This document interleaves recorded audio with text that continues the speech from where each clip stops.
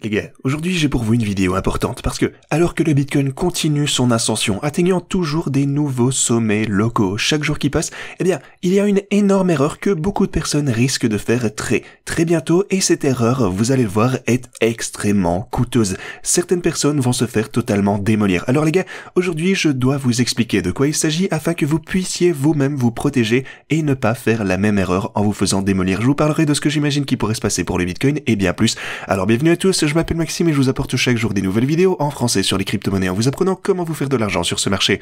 Si vous êtes nouveau sur cette chaîne, alors je suis sûr de vous abonner et d'activer la cloche dès maintenant. Ok, comme toujours, allons droit au but. Ce que vous pouvez voir pour le Bitcoin sur l'intervalle de 4 heures, c'est que, en fait, on se trouve à l'intérieur d'une chandelle de 4 heures importante qui est en fait, eh bien, sur la base d'une clôture de chandelle. Si on clôture cette chandelle de cette façon, ça signifie qu'on va clôturer un sommet local. Le Bitcoin continue encore et toujours de grimper. Super nouvelle.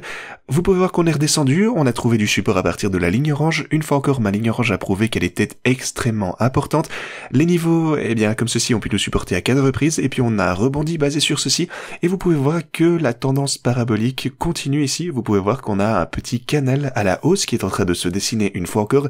Donc voilà, c'est vraiment agréable à voir. Le Bitcoin a de la force, c'est indéniable, et il l'utilise. Bien entendu, ce n'est pas un mouvement durable par contre, on va finir par s'effondrer de ce canal à un moment donné, ensuite on aura un petit pullback, et puis peut-être que quelque chose se produira, eh bien, peut-être un peu de consolidation, et puis une poussée une fois encore, comme vous l'avez vu ici, pas vrai? Voilà, ici, même chose, on a eu un canal à la hausse comme ceci, et puis on a eu un pullback, peu importe la raison, de toute façon, il faut toujours que quelque chose comme ça arrive.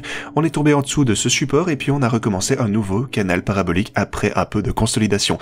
Voilà, tout ça c'est génial, et donc ça s'annonce bien pour le Bitcoin jusqu'à présent. Mais il y a quelque chose de super important dont j'aimerais vous parler maintenant, qui risque, eh bien, en fait tout ceci va vous protéger afin que vous ne vous fassiez pas démolir. Même si vous avez raison, disons que vous êtes un bull du Bitcoin, eh bien, il faut toujours faire preuve de prudence ici pour ne pas perdre de l'argent. Pour les marchés traditionnels, soit dit en passant, les marchés traditionnels se portent toujours pas trop mal, ils sont toujours à un niveau, eh bien, all-time high. Sinon, pour le côté de l'indice du dollar, regardez l'intervalle hebdo. Dans la vidéo d'hier, pour le coup, je vous ai parlé de l'importance du DXY et la façon dont on entrait actuellement dans la boîte orange avec la ligne rouge potentiellement qui allait agir comme une résistance. Généralement, si on avait tendance à avoir un rejet ici, ça risque de conduire à une hausse générale des actifs. Donc le Bitcoin, les marchés traditionnels, tout ceci va monter en tandem. Ce serait déjà une super nouvelle. Les choses, encore une fois, s'annoncent bien. Du côté de la dominance du Bitcoin, vous pouvez voir qu'elle continue à grimper encore et toujours. Il nous reste 2 jours au sein de cette semaine, donc on va un petit peu voir comment on va clôturer ici. Si jamais on clôturait comme ceci, ce sera certainement, eh bien, une percée de la dominance du Bitcoin à partir de la ligne orange.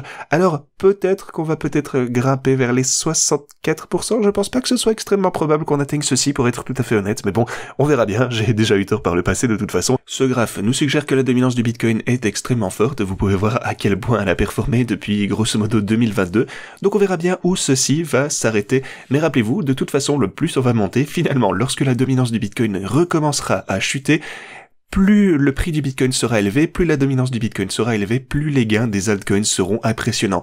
Donc voilà, encore une fois, il faut être un peu patient, mais c'est quelque chose qu'il faut surveiller de très près. Tout ça pour dire que dans l'ensemble, les choses s'annoncent super bien pour le Bitcoin, et les stratégies de trading forcément également, elles se portent super bien de ce côté, elles font toujours encore plus d'argent. Il y a aussi, bon, j'attends pour le coup une toute petite étape à la hausse pour le Bitcoin, peut-être les 72 000 $, et ça, ouais, je pense que ça risque de faire plus de 50 000 $ de bénéfices combinés pour le coup. J'attends juste de revenir dans la range pour l'ancien bot, vous pouvez voir le deuxième ici, moins 5 000 $, on était à moins 40 000, genre il y a quelques semaines à peine. Donc voilà, la patience a été la clé ici, j'ai été super patient avec celui-ci, c'est le moins qu'on puisse dire, ça fait des mois que c'est ouvert et que ça ne fait rien, mais voilà, finalement on est en train d'y revenir, donc ça va être super cool de voir que ça refait des profits. Hier, sinon, la BCE a en fait réduit ses taux d'intérêt de 0,25%. Ils ont également dit qu'ils prévoyaient une réduction pour le mois de décembre également, très probable, avec l'objectif d'inflation de 2% qui est en train de se rapprocher. Voilà les nouvelles qui sont sorties hier, donc la Banque Centrale Européenne nous a donné ça. Alors pour le coup, qu'est-ce qui s'est passé avec le Bitcoin? Et bien ça, pour le coup, c'est absolument dingue. Regardez ça.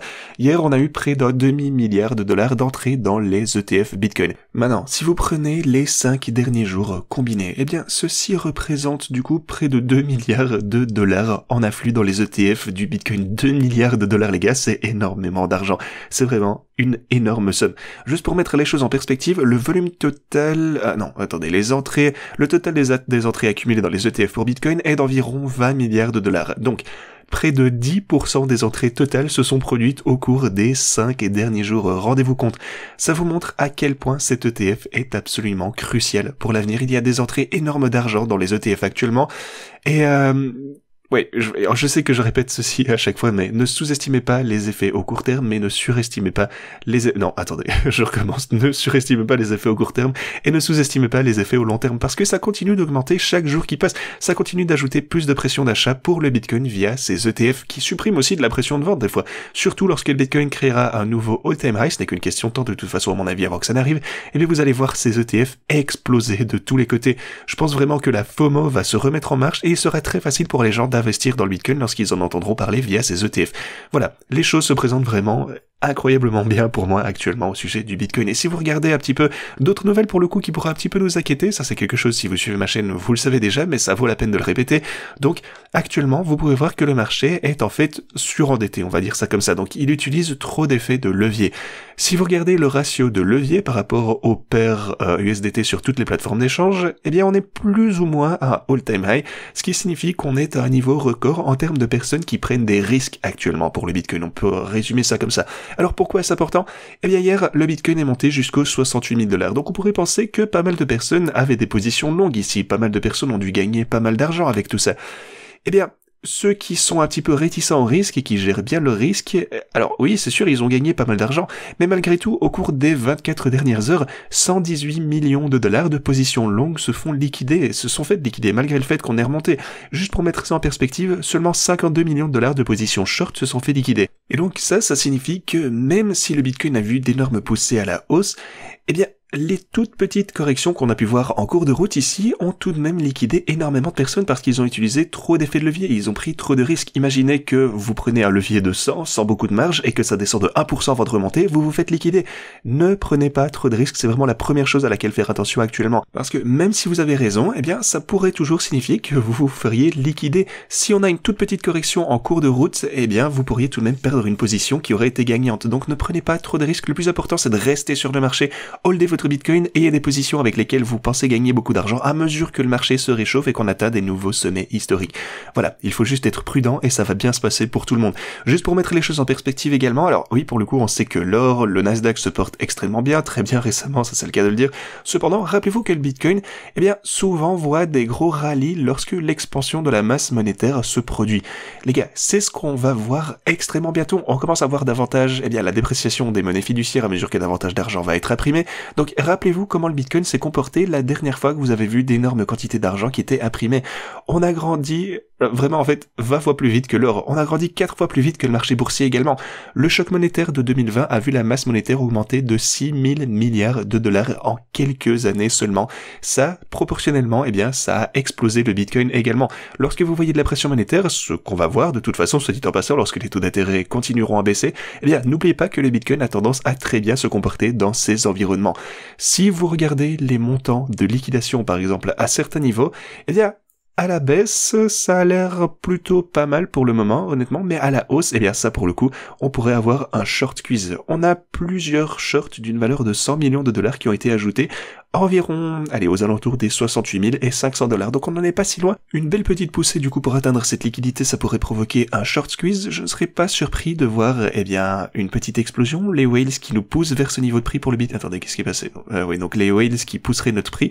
Le prix du Bitcoin, donc, qui remonterait vers ce niveau de liquidité, quelque chose comme ça, donc 68, 69, avoir une petite pression à la hausse alors que les shorts se font liquider. Je ne serais pas surpris pour le coup après ça si on avait par contre un petit pullback en quelque sorte pour éliminer tout ceci, pour un peu se débarrasser de l'effet de levier et puis ensuite lentement pouvoir recommencer à monter en faisant quelque chose comme ceci. Je serais pas surpris si c'est plus ou moins ça qui se produisait, mais voilà. De toute façon, je pense que le Bitcoin va grosso modo monter au cours des mois à venir.